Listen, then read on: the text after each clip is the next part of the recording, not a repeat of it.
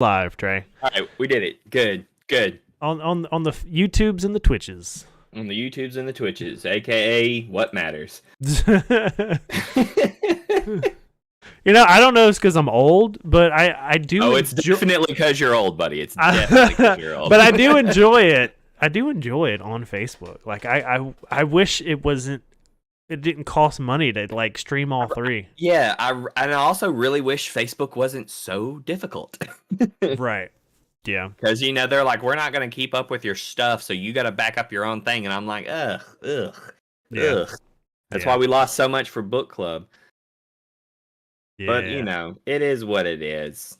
It is what it is. Let me get this up. I need to get the chat up, because if we have anything like last week, boy howdy, are we going to be chatting it up. You got the linked chat? Yes, because I found out the linked chat is the same. It never changes. Good. Okay. Never changes. So I just scroll back up and get it, and boom. Now I have it up, and I'm getting over to the 1D to the stream. Boom. I liked it. We'll start getting some likes in here. Oh, that's a good point. Gotta get some likes in there. There's my phone. Here we go. I was like, how am I going live twice? But that's Bearded Book Club. Yep. Had that on there. All right. So my phone will... Fun fact, everybody. Yeah.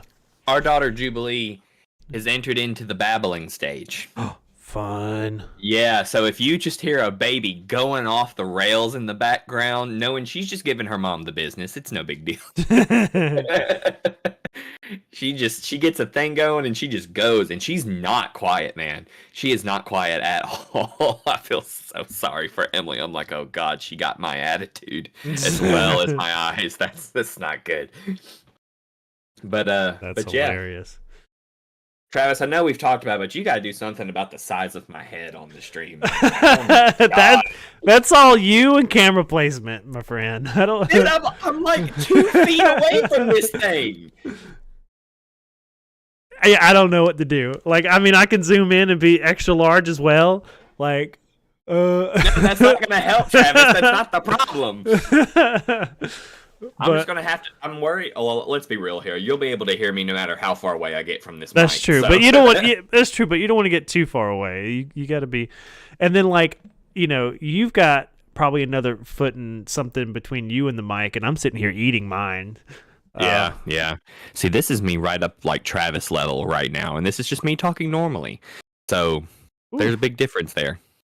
There is a big difference. It's like, ooh, it's spiking. Ooh, you're in the red. Ooh, stop it. let me turn that down a little bit. Whoa. Emily said, do we need a new setup? I mean, it's nothing that we can't just tweak and figure out. We just got to take the time to do it. Okay, it really is just a setup. I have played with the idea, Travis, of taking my camera from being on top of my monitor and putting it up in my ring light, which will give it another 6-7 inches maybe back. I mean, that could very well. I mean, let's do it. Well, we're doing it live. Welcome. We're gonna do it live. Oh no! Oh, this is why I don't do it. I don't have enough cord. Oh, where's the PS5? I feel like I'm in an unboxing video. Oh, wait. Wait.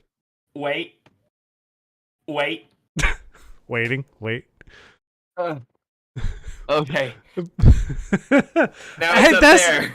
No, that's not bad at all. I can work with this. Hold on, let me see. I thought you were about to be like, it's literally no different. No. Oh, wait, hold on. Let's get in the Yeah, Emily said PlayStation unboxing part 2. Right? Oh man, I need to turn on my fan. Now I'm like super hot. Hold on. Oh. The air is on in my house, but it's so hot back here. You turn on all the lights, it gets crazy. All right, well, welcome to Favored Terrain, everyone. Sorry for audio watchers. Yeah, the actual people who listen to the podcast in audio format. This is the special stuff just for visual listeners. I wasn't going to say anything, Emily. Emily's like, now you need a stool to sell. Now I look super dwarfy. It's appropriate. It's appropriate. I am the dwarf, so it works out. Yeah. Would a dwarf and a gnome become buddies? It's like Kukushkin. He's a dwarf, but he was raised by orcs. I'm an elf raised by gnomes. Like, oh man, I'm like Buddy the elf, basically. I need that to be Nelso canon. I need it to be a thing. Oh. Emily said it looks like Andy Kaufman interviewing people. Did you ever see the old Andy Kaufman show? That name does not ring a bell. Well, he was this old comedian, and he's super cool. But he had this show where he would just have people. It was like a talk show. People would come on, and he would interview them. But he literally had a desk that was like on a raised platform, and not like a little bit of a raise, like 4 foot. So he was on this 4-foot thing, literally like looking down at people as he interviewed them. It was such a power play, and it was so. Oh my god, I see it. I found a you picture. Looked it up. It's hilarious. It is the funniest thing ever when people do it, and you could tell they feel really awkward. Yeah, there it is. Emily, do I need to bring you some big books to sit on? We have big books in this house to sit on. Yes, there you go, everybody. It was hilariously tall. I said 4, but that's a good 5 right there, man. Yeah, yeah, that's pretty intense. Oh, this is great. Okay, so you said you wanted to spring something on me and get my reaction on stream, so I'm curious. I did. All right, so we're chatting here, and we can go ahead and let people know this is going to be the official we agreed upon. Correct me if I'm wrong, but right before we started, we agreed that this is going to be the last episode of Favored Terrain season 1, right? Yes. Yeah. This will be the. Go ahead. Oh no, I was just going to say, yeah, we agreed that through the holiday season we're going to take some time off, enjoy the holidays, and then also try to take this time and just kind of reevaluate Favored Terrain. Right now, it's one of our favorite things that we do on this channel. It's not going anywhere. We've also gotten some really good feedback on it. Right, yeah, and I think anything worth doing good is worth taking some time and like reevaluating and seeing what works and what doesn't. And so we're going to take some time and do that, and just kind of, keep it fresh and keep it new and keep trying to make it better. Yeah. And we have been joking periodically that, we used to play video games on this channel a good bit. Yeah. And we thought, hey, not at a set thing or anything, but maybe during the break, if we both have some time, we'd maybe do a stream and play some video games again with each other, like the good old days. Yeah. I say good old days. It was just maybe 6 months ago that we did this. But for real, like, when I come home, like, I don't really, like, I'm just hanging out. Like with the kids and stuff or whatever. 9 times out of 10, if you're like, hey, you got a few hours, you want to play, you want to hop on C, I'm usually good. So, Oh yeah. But yeah, I mean, we would love to do that again and kind of get some stuff out there. And I wanted to get Travis's reaction to this because I know he does not know this about me. So anybody that's in the PlayStation world, you have and if you have PlayStation Plus, you get free games every month. This is a thing, right? Right. This month, I don't know if you've realized it or if I told you, Travis, but what is it called? I just lost it. Mass Effect? It's all the Mass Effect games Legendary Edition. Yeah, where they remastered it. The remastered and all that cool stuff. So if you wanted to, buddy, I need to tell you something. I have never actually played any of those games. What? I've not played a second of a single one. Man, I would love just to be in the room and watch you play. That's what I'm saying. Like, even if it's more of a one-player game, us doing it together, I think would be a good time. Because, one, I've never done it, and then good conversation and stuff like that. Of course, I would have to Path of the Dwarf it for everybody, but... which there are choices galore in that game. I've played the whole trilogy. It's one of my favorite. No, and that's why I wanted to bring this up, because like you love that series. You love it. Yeah. Oh, it's fantastic. One, when 1 came out, 1 was Mass Effect 1. It was a great game. 2 improved on 1 so much that going back and playing 1, it's just like, oh, this is difficult. Like, they did so many like quality of life changes and combat changes and so many different things in 2. It just makes 1 seem like, how did I play this? It's still a fantastic game. And I think they maybe something, because very, very rarely does a sequel just overshadow an original. That's hard to do. So good on them. Mass Effect 2 is considered one of the best RPGs, period. 2. 1's great. 3 is great. 2 is phenomenal. 2 is one of my favorite games, period. It's just good. It's just good story. Yeah. It's good character choices. Like, you just have so many options to make choices about who does what and where goes where and blah blah blah. And and I think it's a shame that we do not have a dwarf version of this story. You know, it's true. It's true. We don't have it. And if y'all are wondering, like, what the heck is this idiot talking about this whole Path of the Dwarf? Everyone's like, what the heck is he doing? We came up with this joke a long time ago, where I do this thing. I call it the Path of the Dwarf, is what we named it. And basically, the idea is, if you follow the Path of the Dwarf, you like, if you're playing D&D, you play a dwarf. That's it. I personally have never played anything other than a dwarf for a serious campaign. Like, one-shots, I've had random things thrown at me here and there, but if I have a character that I am building, it is a dwarf. Right. And we even made it go one step further and say, well, if you play video games and you walk the path of the dwarf, you have to either be a dwarf if you have that option, or make your character as dwarfy as possible in their appearance, in their choices, in their actions, all of that. And it's actually produced some really funny stories in video games. So I think a Path of the Dwarf for Mass Effect would be quite interesting. Based off of what little I know of this video game series. Yeah. I agree. I think so if you want that, let us know. If not, we'll probably do it anyway, just because we like video games. Yep. So what's funny is you sent me the text about the Legendary Edition being available, and I snagged it. I renewed up just for the month to grab that. But I really, if nothing else, that was worth it. It's 3 whole games, right? Which is fantastic, and I own it, I guess, as far as I have the Plus membership. But it is also on Game Pass, so I already technically had it there too. But what I was super excited about was Biomutant. I've been wanting to play that game. I was like, whoa! I've been wanting to play that game for a while. Like, I haven't played it yet, but I followed it like as it was being developed because it just looked cool. And then when it came out, it got like reviews. But I'm kind of like, you know what? I've played many games that got reviews and have loved them. And it just, I don't know. The people putting out the quote-unquote official reviews of things, I love y'all to death, you're all God's children, but y'all are idiots. Like, you think your way of seeing things is what makes something good, and you couldn't be more wrong. Anyway. That's hilarious. Switch over. But yeah, so I got excited, and I grabbed that. And I'm going to be playing that, but first I'm going to be playing God of War because that's what I'm doing right now.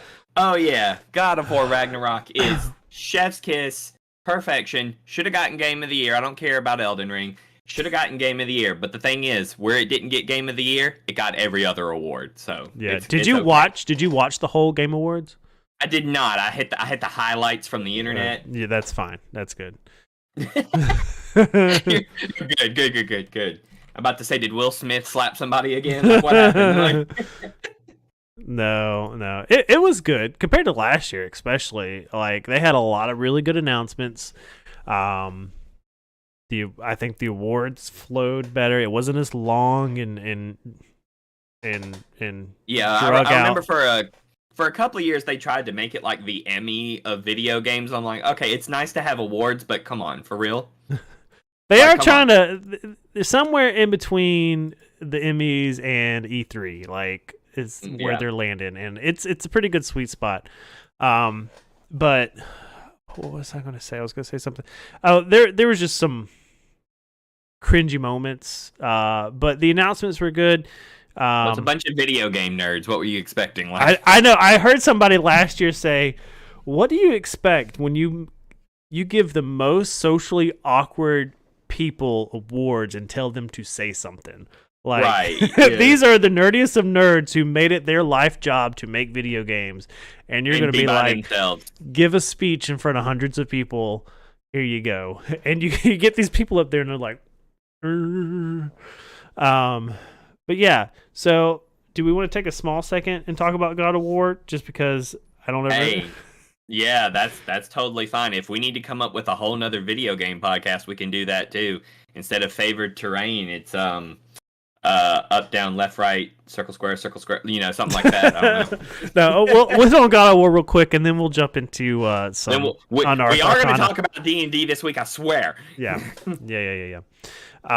Okay, so where I'm currently, which I'm going to assume that you're ahead of me. You've had it for quite a bit longer than I have. I've gotten through the main story. I know things. Okay, so I went to Ironwood as Atreus, as Loki. That so far has been... Hold on, Travis. Spoilers for God of War Ragnarok. Spoilers! Okay. Got there. So far, the most beautiful, the most enjoyable part of the game. Beautiful part. So fun. Love the other giant character that's there. Love fighting her grandmother. That was fun. Yeah. That whole, like, I was like, I can transform. I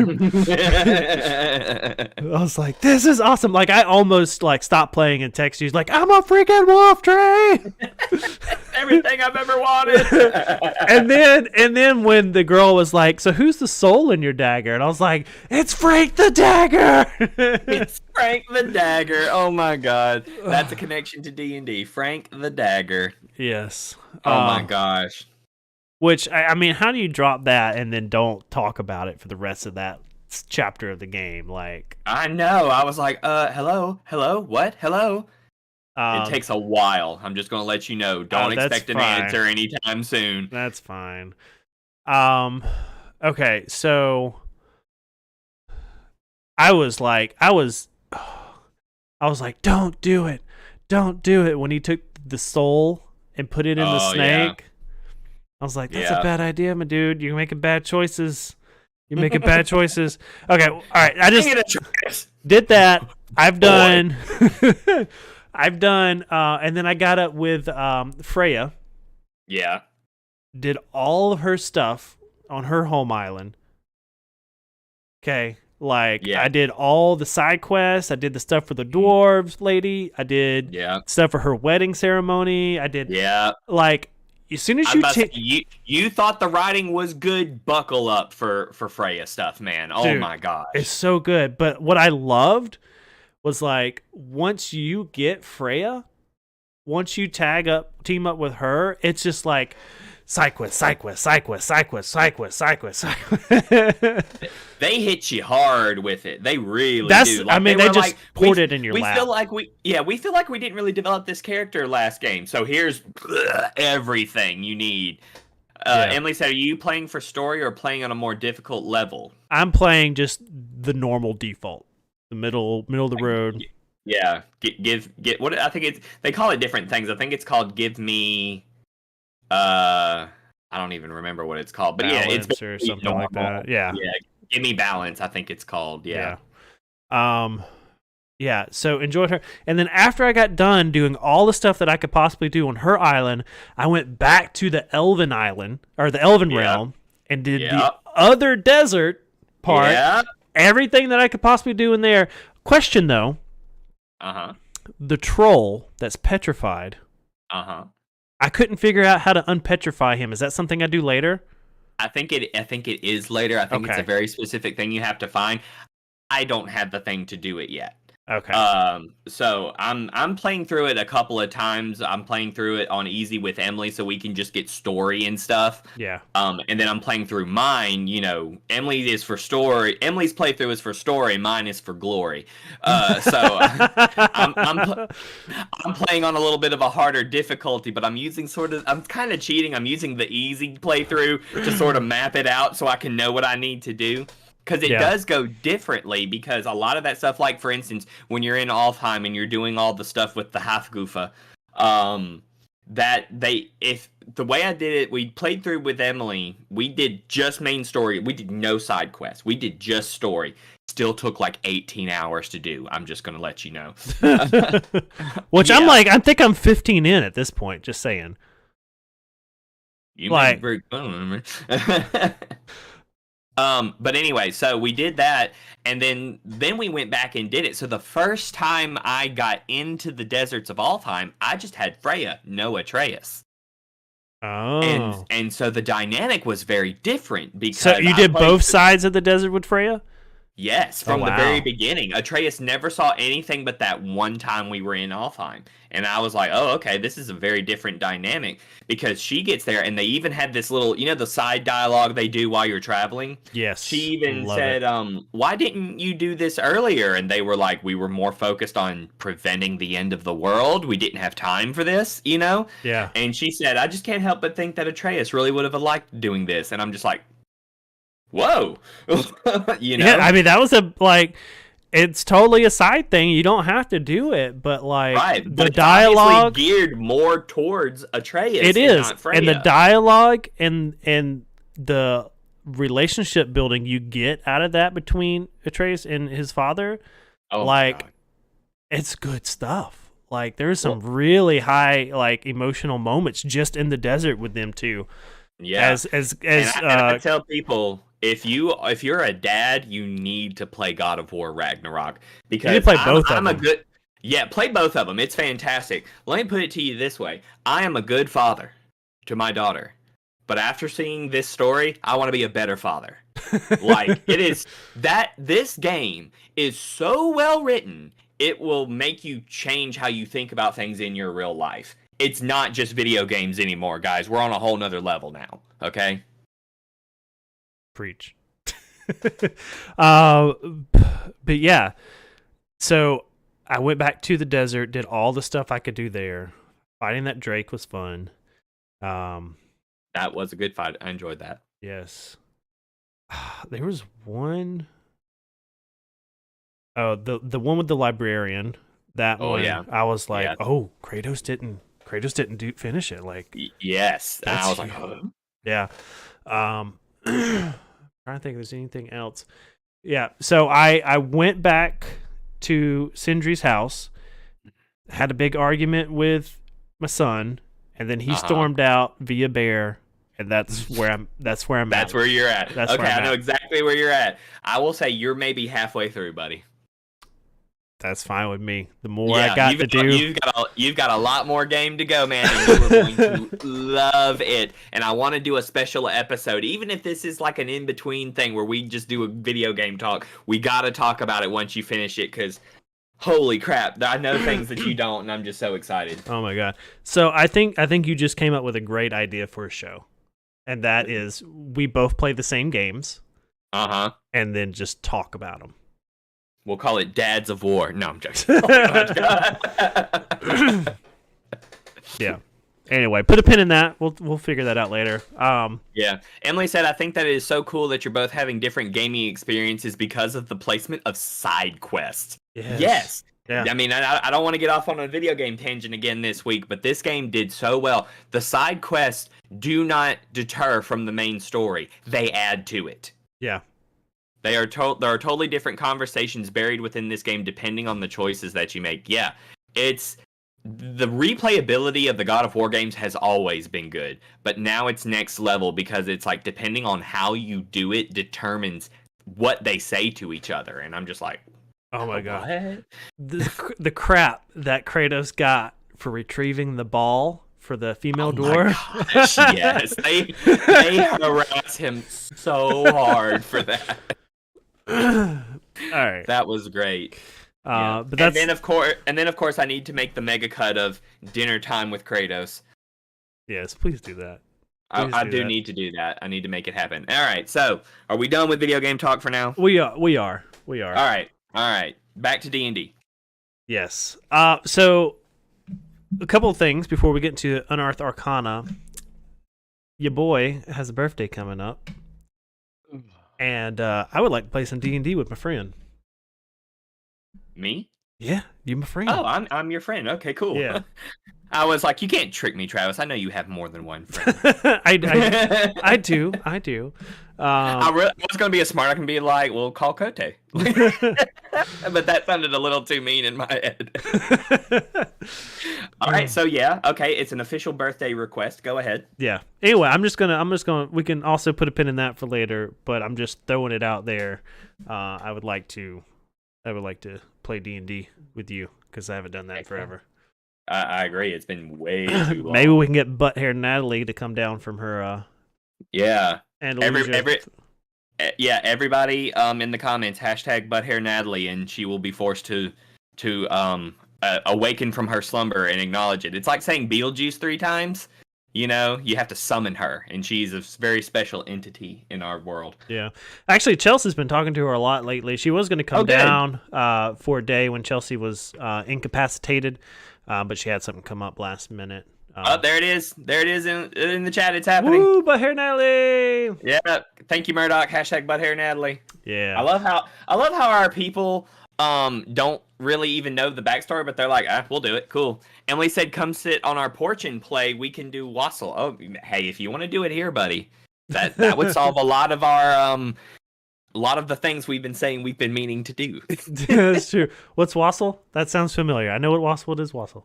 Oh, it's like spice cider, and it's super nice and cinnamony and wonderful. Oh. It's a Christmas thing. I gotcha. I'll try it. It doesn't sound like it's up my alley, but I'll try it. All right. I'll make you your chalky milk for your birthday, Tom. Yay! as long as it's not chocolate almond milk. It's right, not chocolate almond milk, because that's not milk. Oh, go check out the spicy pepper challenges on the channel. You'll get the joke. God. No, the girls have been itching to come down, so we might can make that happen. We'll see. I'll talk to Chelsea. If it's for your birthday, you start pulling birthday cards. Yeah. What is my birthday falling? Emily says we can make hot cocoa. Hey, look at that. It's a Thursday. Oh. I get off on Thursdays are my Friday, so. That's that. Hey, look at God lining it up, Travis. All right. So, Unearthed Arcana. Let's get on topic here. Right. So I've been trying. Yeah. So since our last episode of actual favorite terrain, D&D Beyond, Wizards of the Coast, et cetera, have come out with their new release of Unearthed Arcana, their playtest stuff for the new 1D&D. Their newest blog post on this content is called "Moving On from Race in 1D&D," and it's kind of a gotcha title, but really they're just replacing the word. It's clickbait. Yeah, they're replacing the word race with species. Sort of like I think Pathfinder moved from race to ancestry in Pathfinder version 2. So we're just trying to be. Race could be an iffy word. I get it. I get what they're trying to do. Right. Especially with their whole also with the Hadozi recently. They bought. They're really like, oh man, we got to be careful. Yeah. And two, it might help also when the 1D&D content comes out because they're going to be, the whole mixing of races or species, I guess would be better now to say. Yes. They've made it very clear that you will have the ability to mix races to make your player character a very custom thing. If you want your mom to be an elf and your dad to be a gnome, good luck, but you can do it. I actually this is an interesting little side thing, but I found a picture a while back that because I'm in a bunch of D&D groups and stuff like that. I'll have to see if I can find it and send it to you, and you might be able to. Yep, there it is. I just sent it to you, so if you want to throw it up there, I'll be more than willing to give these people credit, whoever they are. Where'd you send it? In a Facebook chat. Okay. This person came up with a homebrew that just logically, if you wanted to be of two different races, that's fine. But they were like, it has to biologically make sense, So he's got like this cross-reference thing of, can two races or two species create and produce children. And so there's this big thing about all these different kinds of species that this guy used, or this person. I don't know if it's a guy or girl. But they use this, and they're basically like, give this to their players, and they're like, okay, you wanna be of two different races and not just be half human and something else? Fine. Check the chart.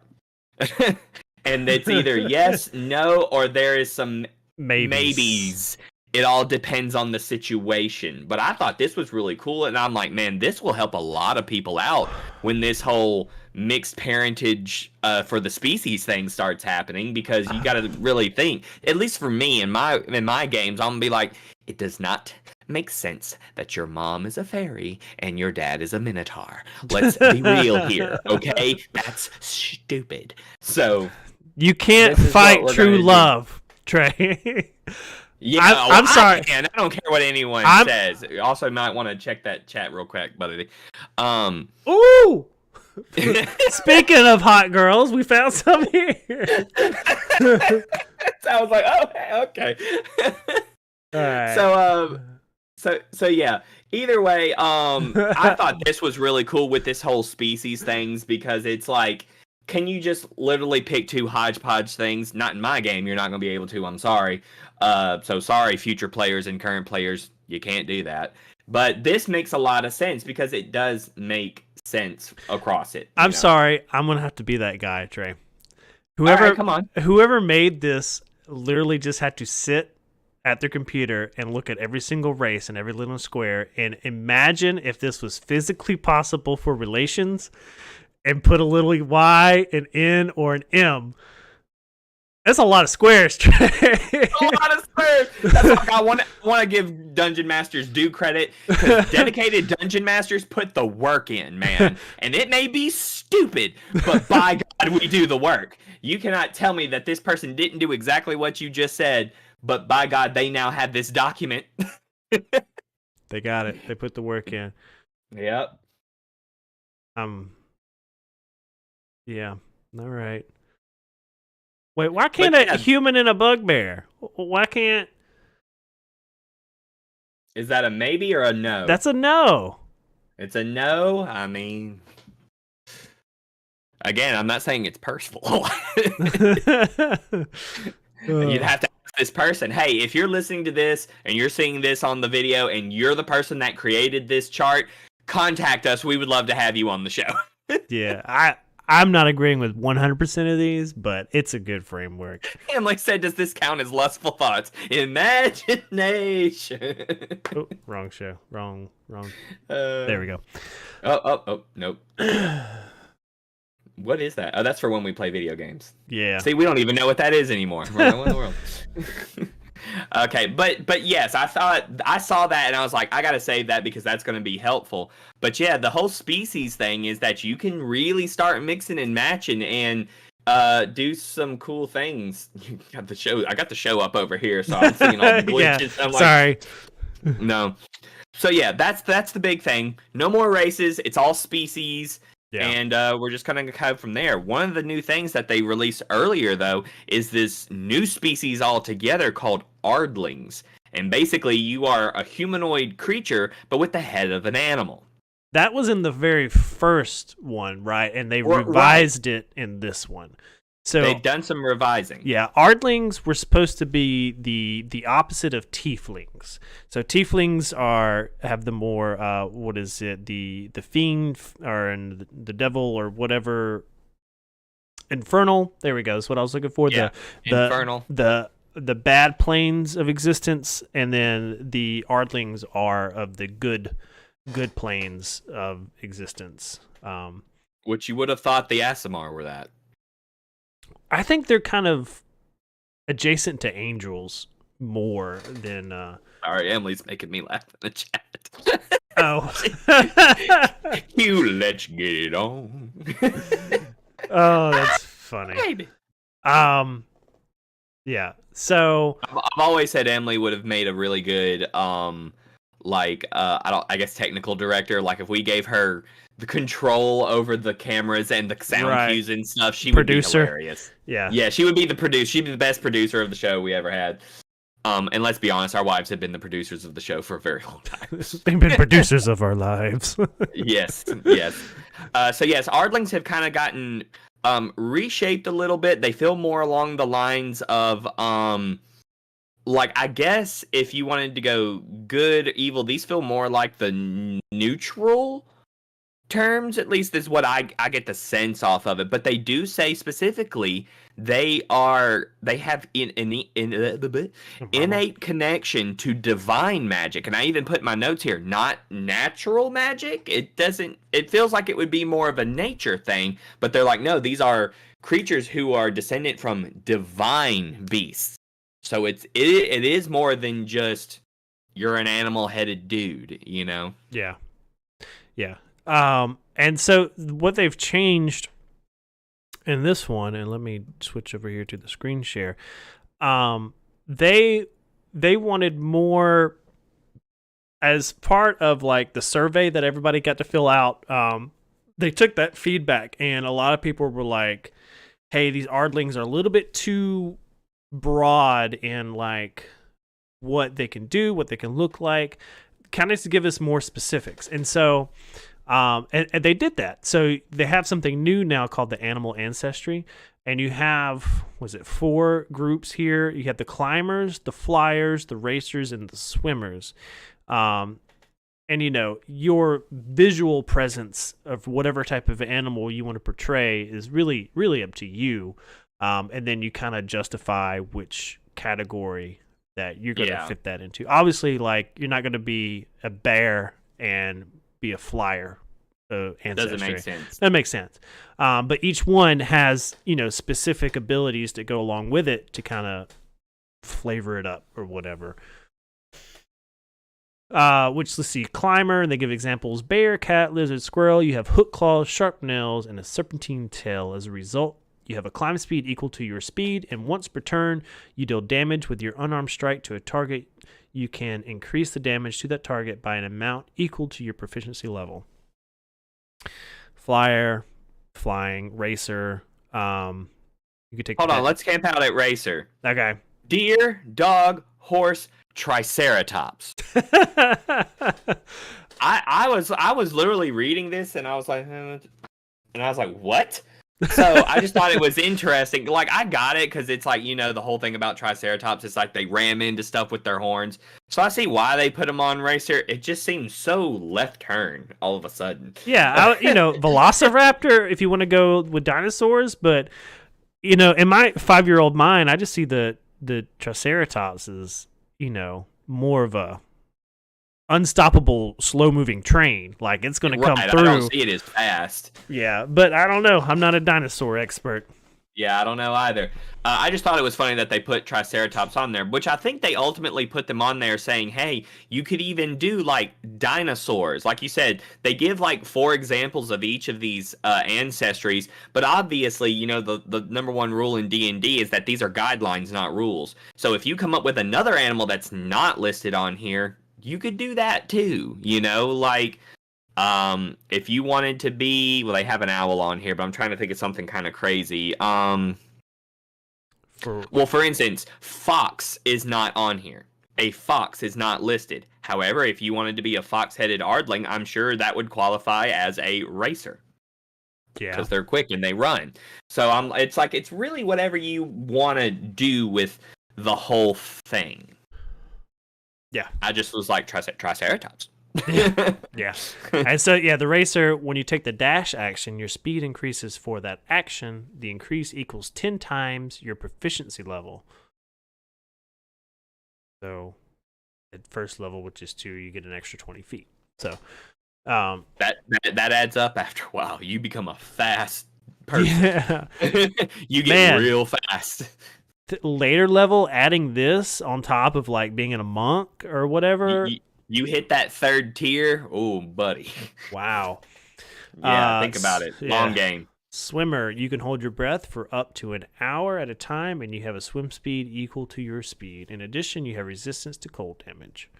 Right. So my next question that my brain came up with, talking about all of these different Ardlings and everything, my now question is this going to consolidate all the other animal-esque species they have. No. Are they going to do away with those? No.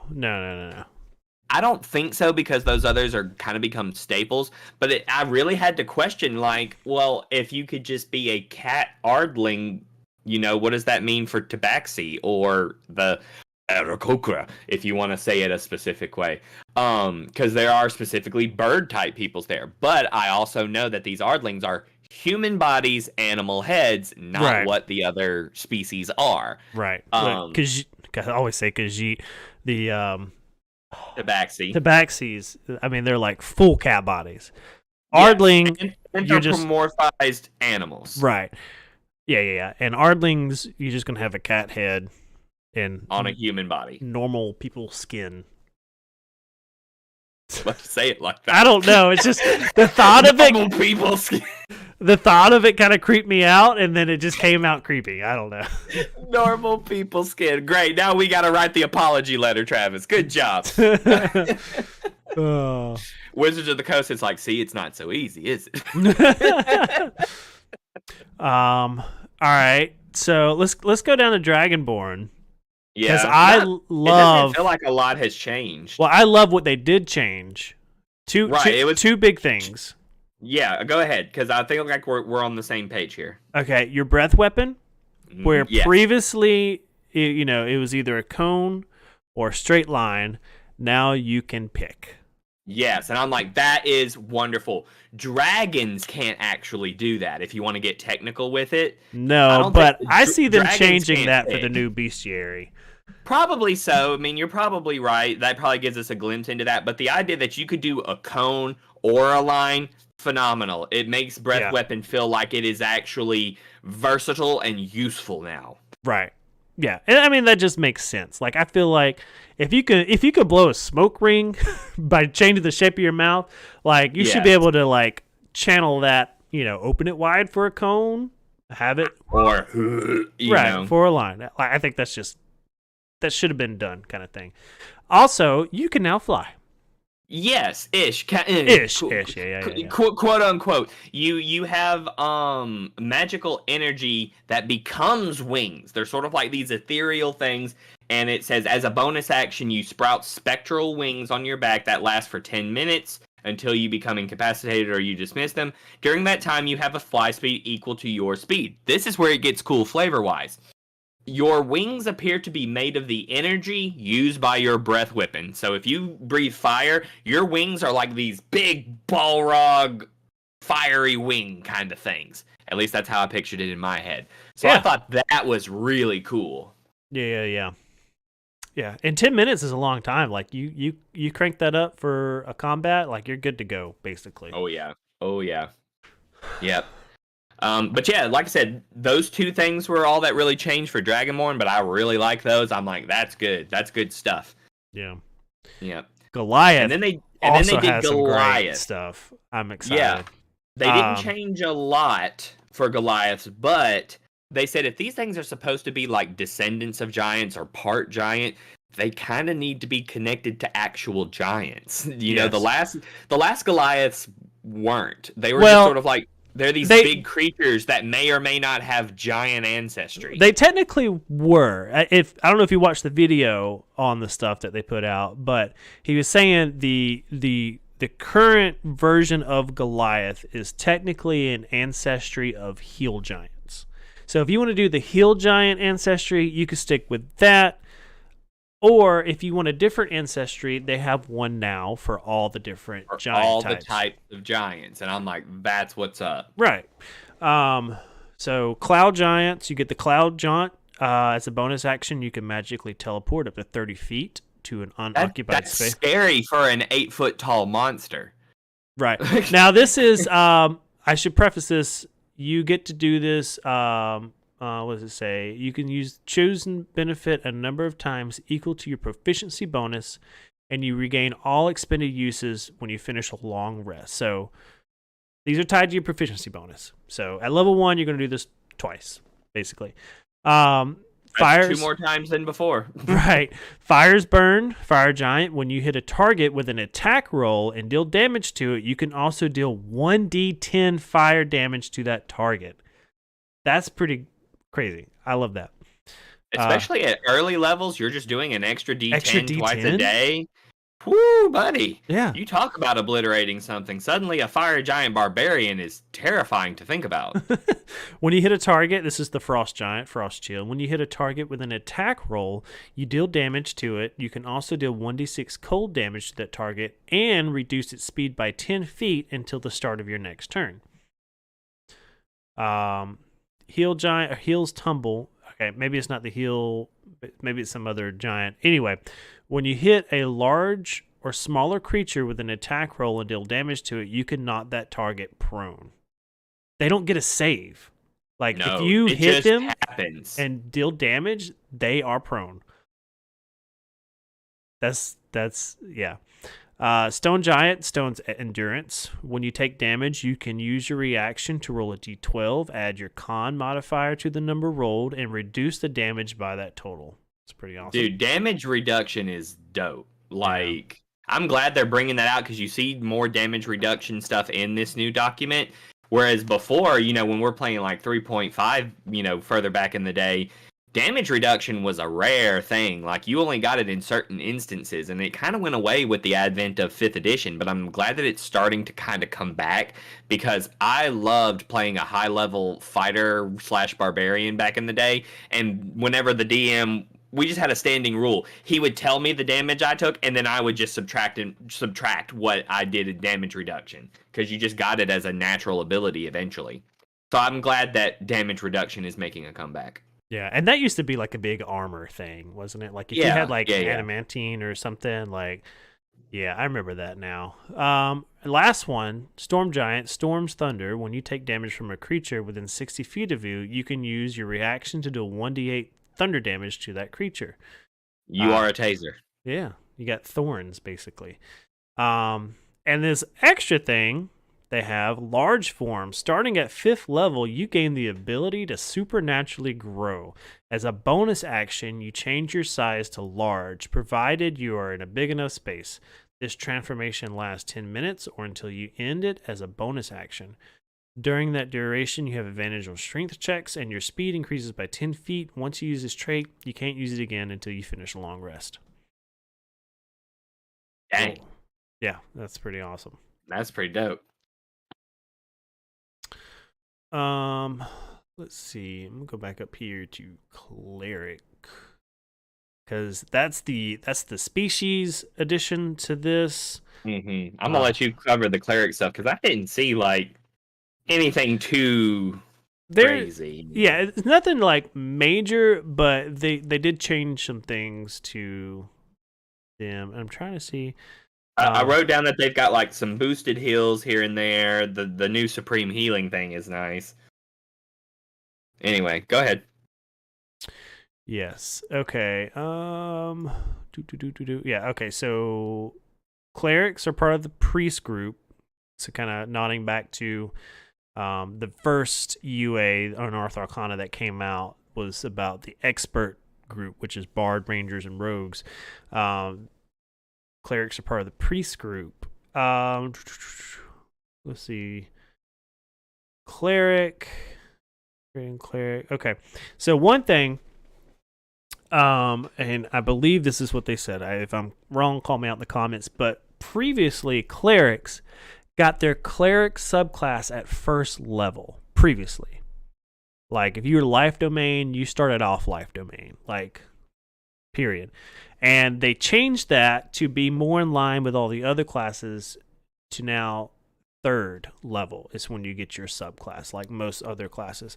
And one big reason they did this is because playing a cleric for a new player was really overwhelming. Because it really was so much stuff. Spells, you got your subdomain stuff, spells and abilities and all this. Like, at 1st level it was pretty overwhelming. So that got moved to 3rd level.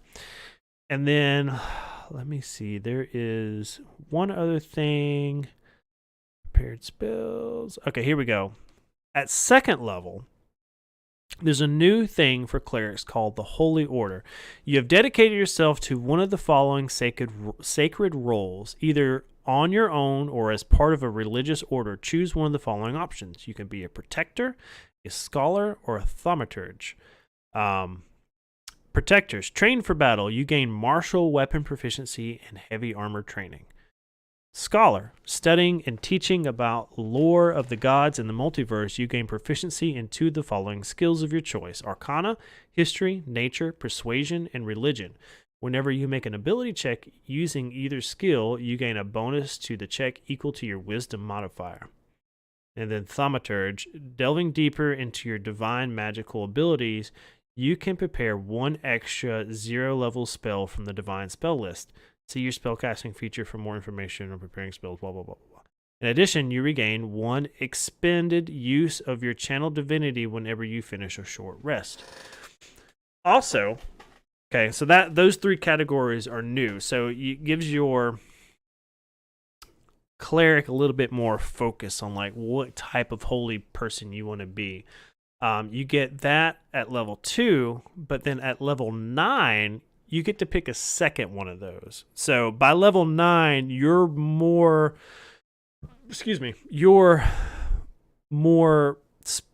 highly trained cleric than, you were at level 2 and most other clerics in your order. So, you can be a scholar and a protector, blah, blah, blah, blah.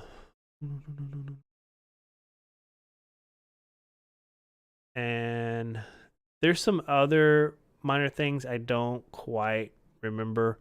Yeah.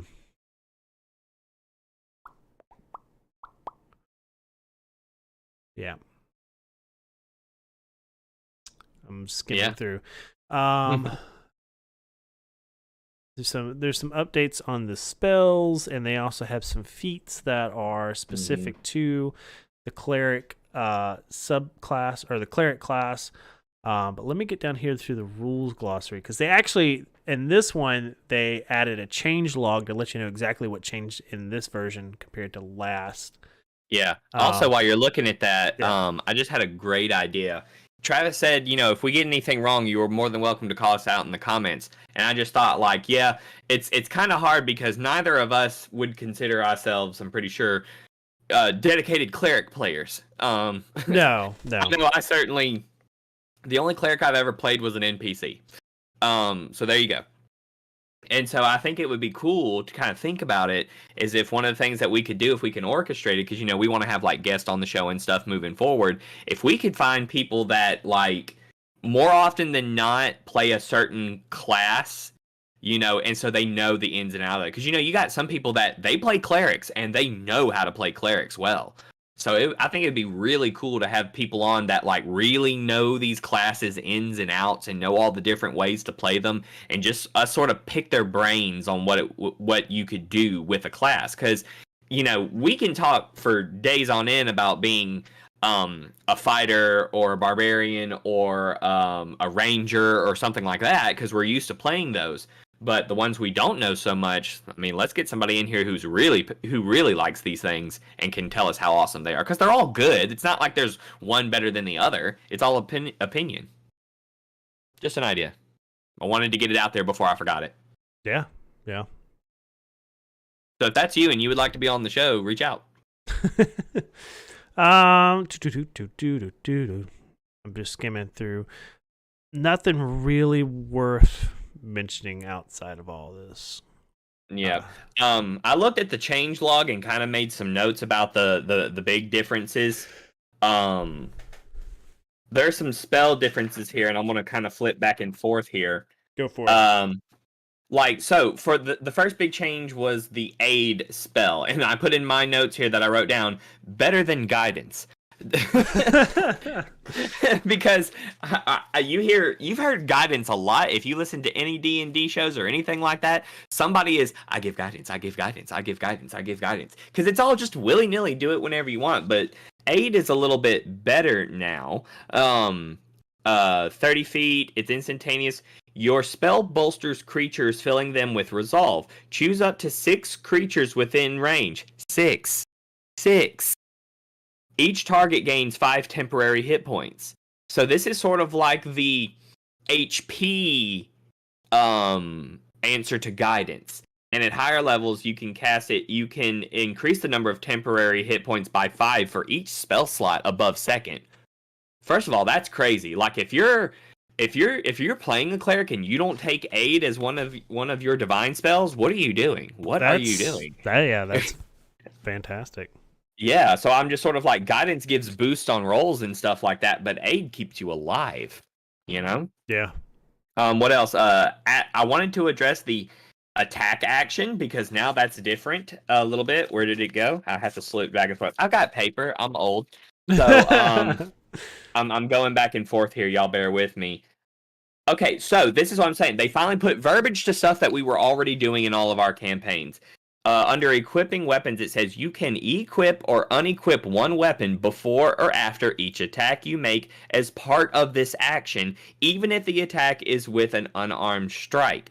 So they finally put verbiage to what we were all doing, because before they were like unequipping and equipping a weapon took like a whole action, you know? So now they're saying that doesn't make sense, because I've always said, are you telling me that you are trained specifically with this axe and you've had it your entire career, yet you can't safely put it away or take it out? You have to take time to do it? And like, no, you know your weapon, you know how to use it. So now it's like, as your attack action, you can pull it out and go, you know? Which feels a little reminiscent of 3.5, because they used to say dropping an item was a free action. So whenever we would switch, we would want to switch mid-combat, we would do our attack and be like, as a free action, I drop it. Right. And then we would always have to be like, I go pick up all my weapons that I dropped in the fight. So yes, it's good to finally have some verbiage on that. The next thing is the banishment spell. I'm kind of just hitting the changelog highlights for you guys. Where did it go? Okay, banishment. Where's my notes? So yeah, when you banish stuff, it you banish it to another plane of existence. That's how it works. So it says you attempt to send one creature that you can see within range to another plane of existence. The target must succeed on a charisma saving throw or be transported to a harmless demi-plane for the duration. The target can willingly fail the save. While in the demi-plane, the target is incapacitated. At the end of each of its turns, the target can repeat the save, ending the spell on itself on a success. So here's my thing. If you are going to another demi-plane and you are incapacitated, why would you willingly fail that?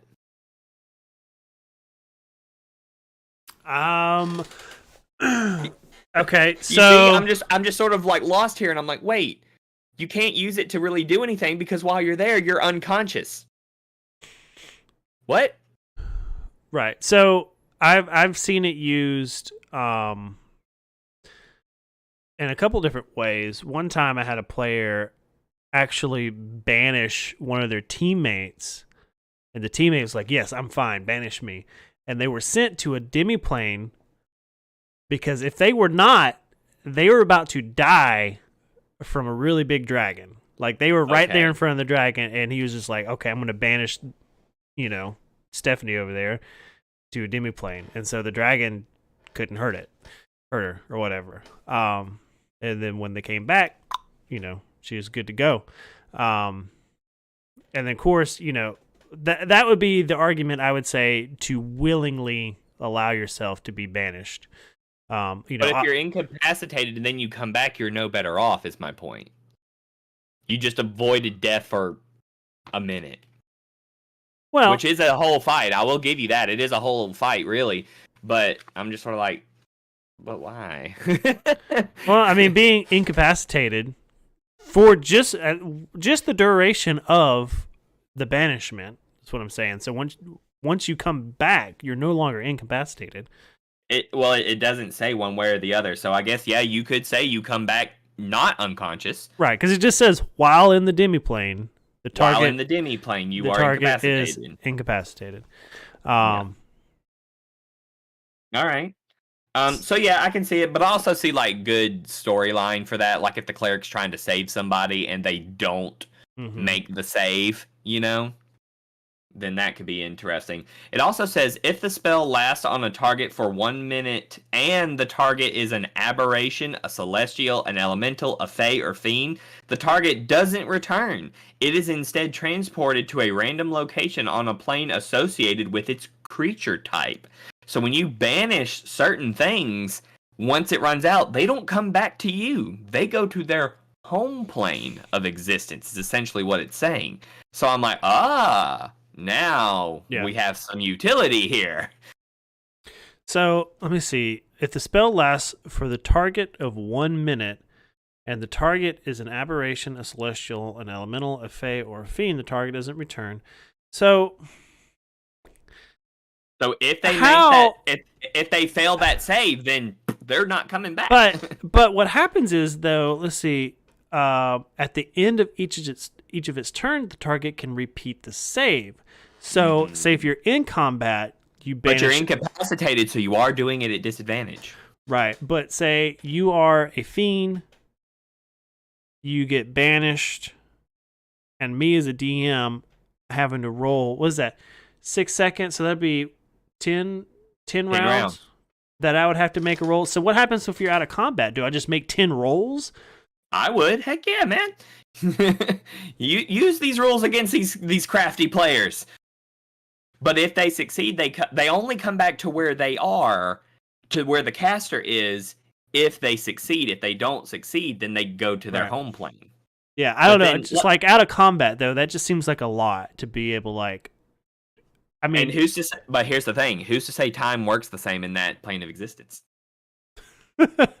Well, you can't tell me it would not be hilarious if that happened and you throw a fiend or a demon at your players, they banish it and they're like, peace out, loser, and then a week or month later you go like 4 sessions without it, and then suddenly they're at camp and it's all good, it's all chill, and then they made the save and they're back.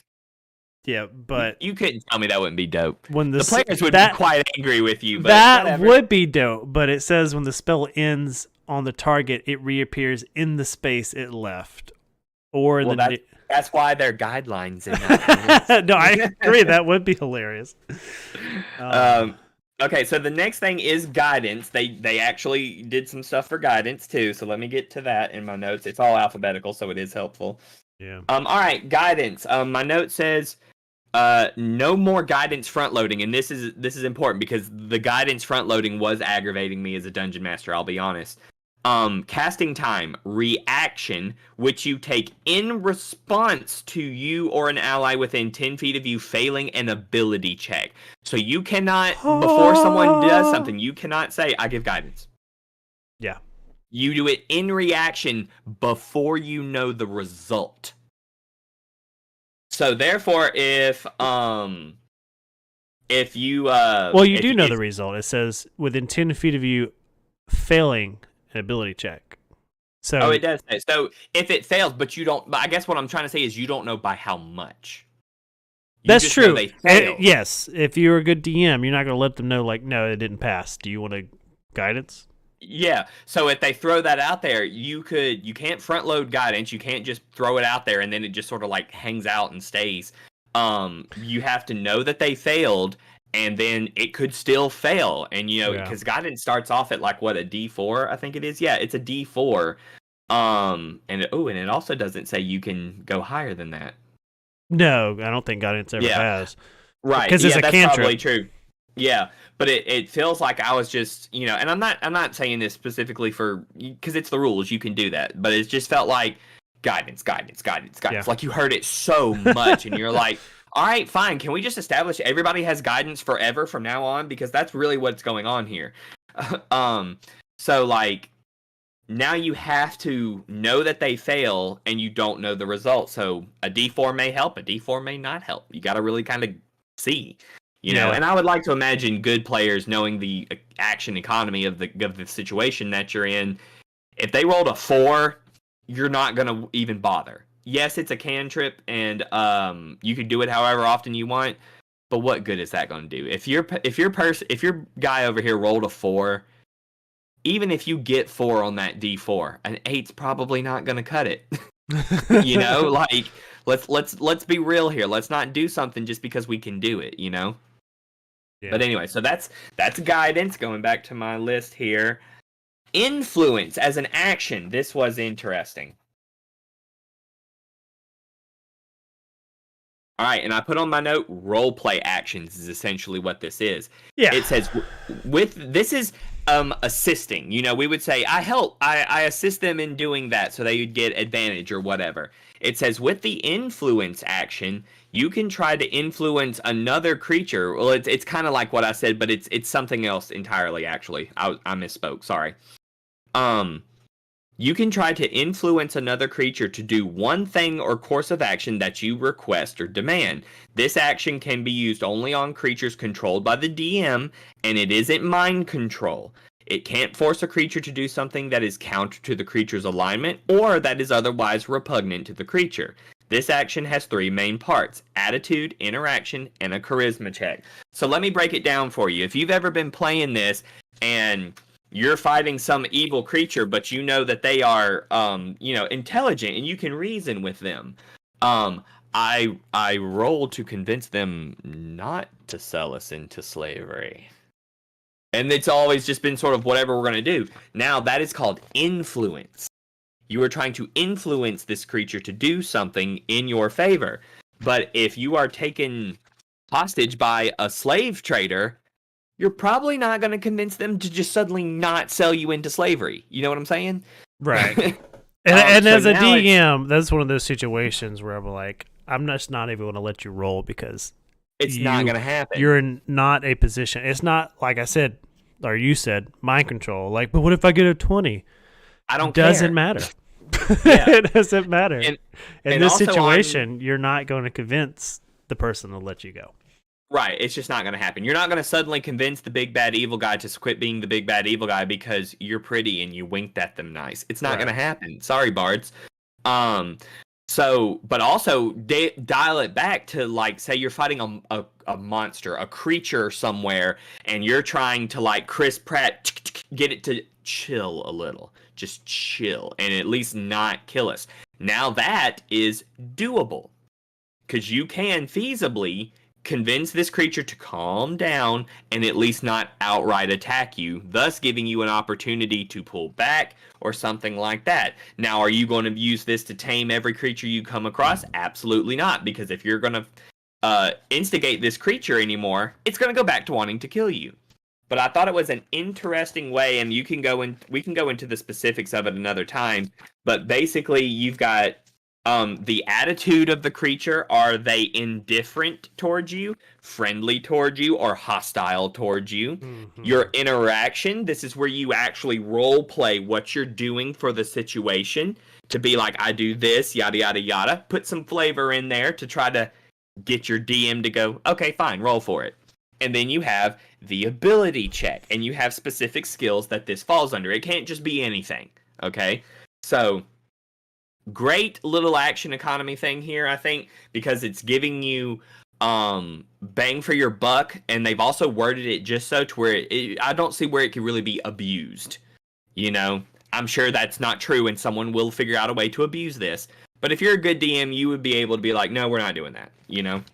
So I thought influence, a new action for everyone, was quite interesting. A light for the weapon property. Let's see here. Where is it? When you take the attack action on your turn and attack with a light weapon in one hand and have a light weapon in the other hand, you can make one extra attack as part of the same action. That extra attack must be made with the light weapon in the other hand, and you don't add your ability modifier to the extra attack damage. You can make this extra attack only once on each of your turns. So you can do 2-weapon fighting, kind of like how we did it back in the day. You can swing that offhand, but it's not going to be as good because it's not your dominant hand. You just roll straight up and you either hit or you don't. Yeah. And that's kind of how it is now. I think they're just kind of changing the terminology of it. Because you can, if you say have a sword in one hand and a dagger in the other, you can, with that light weapon, swing but not get your ability bonus or whatever. Right. So if you somehow got lucky and did hit it with a flat D20 roll, you're gonna at max do D4. Right. It basically becomes a smack, like you just smacked him. And then the only other thing is that spiritual weapon. Correct me if I'm wrong, but now spiritual weapon is concentration. Yes, sir. You cannot just have it and it become your little imaginary attack buddy. You have to keep it focused, which means you can't be doing other spells and all that kind of stuff. And you could lose concentration, and that fancy little whatever goes. Yeah, you could do other spells, but they can't be concentration spells. Yeah, you can only have one concentration spell going at a time. Yeah. So, yeah. That's the big things that I saw as far as the actual changelog goes. That sounds about right. D&D, woo! Woo! All right. How long have we been going? Huh? I said, how long have we been going? An hour and 10 minutes. Oh, dang. Okay. So it's a good episode. Yeah. Good episode. Nice season finale. Woo! Yep. So in the meantime, just kind of won't you you can go find us on Discord. And I say this because that is the best place to get updated whenever we go live or upload a video. It's automatic. Also, subscribing on YouTube will let you know when we go live. But in the Discord, there's more discussion about things that we're doing and whatnot. So in the meantime, while we're taking a break from Favorite Terrain and kind of reevaluating and getting it ready for next season, you'll know when we decide to hop on a game of Sea of Thieves, or maybe get on here and just talk about something else completely different. Whenever I beat God of War and we get on here and talk about it for an hour. So. Oh yeah. We gotta come up with a good name for that show, because I'm all down for having multiple podcasts, especially if people like them. And I do want one where we talk about video games, because you and I have such a passion for video games as well that I think it would be good. I think it would be good. I think so too. Yeah. But yeah, and most importantly, go find us on Patreon.